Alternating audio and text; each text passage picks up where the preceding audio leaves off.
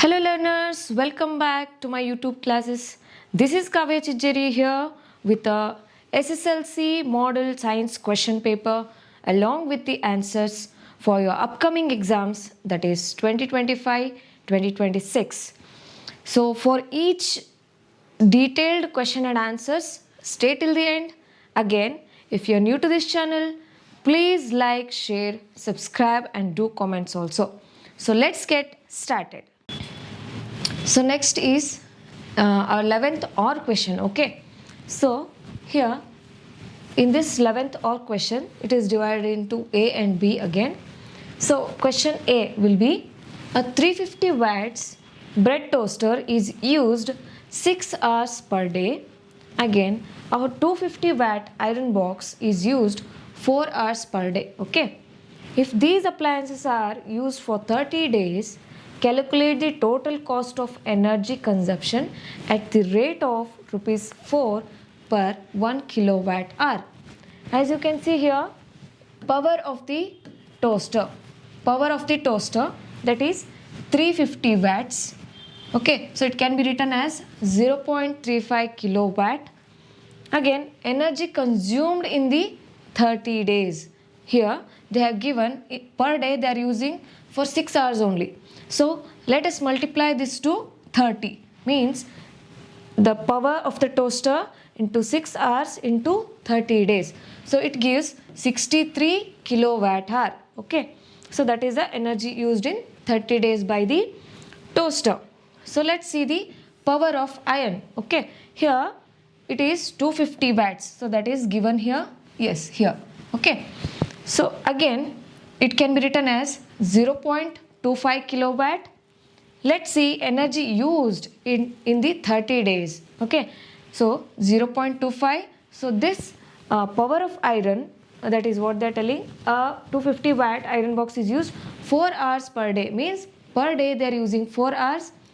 Okay, so 0.25 into 4. So we are calculating this for 30 days. Okay, into 30. So we get the answer, that is 30 kilowatt hour. So what is the total energy then? We should sum those. We should sum up those, means we should add these two. Here total energy will be 63 kilowatt hour plus 30 kilowatt hour. So we'll get 93 kilowatt hour. Okay. So they're telling us to calculate the total cost of energy consumption. Total cost of energy consumption at the rate of rupees 4 per kilowatt hour. Okay. Here, so cost is equals to 93 into 4. So it gives the total cost, that is 372 rupees. So final answer will be, the total cost will be 372 rupees. Okay. So let's go to next question. A fan of power 880 watt is connected to a source of 220 volts battery. Calculate the electric current and the electric resistance of the circuit. As you all know the formula for electric current, I is equals to P upon V. Again for the resistance also, R is equals to V upon I. Okay, so they have given you power as well as volts. So just put the values, 880 by 220. So the current consumed will be 4 amperes. Again the resistance, R is equal to V upon I. So we found out the current, we know the voltage. Okay, so just put the values, 220 upon 4. So the resistance will be 55 ohms. So these are the final answers. So let's go to next question. So that is 12th question, refraction of light and optical instruments. So these questions are from this particular concept.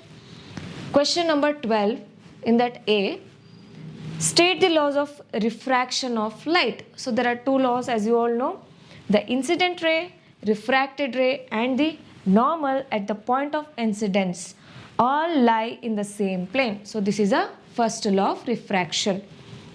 For a given pair of media, sin I by sin R is equals to constant. So this constant is called the refractive index of the medium. So this is the second law. So 12th question B1. Okay. Mention any two differences between a convex mirror and the convex lens. Okay, sorry, convex mirror as well as convex lens. Always forms a virtual and erect image. Convex mirror, when it comes to convex lens, can form real or virtual images.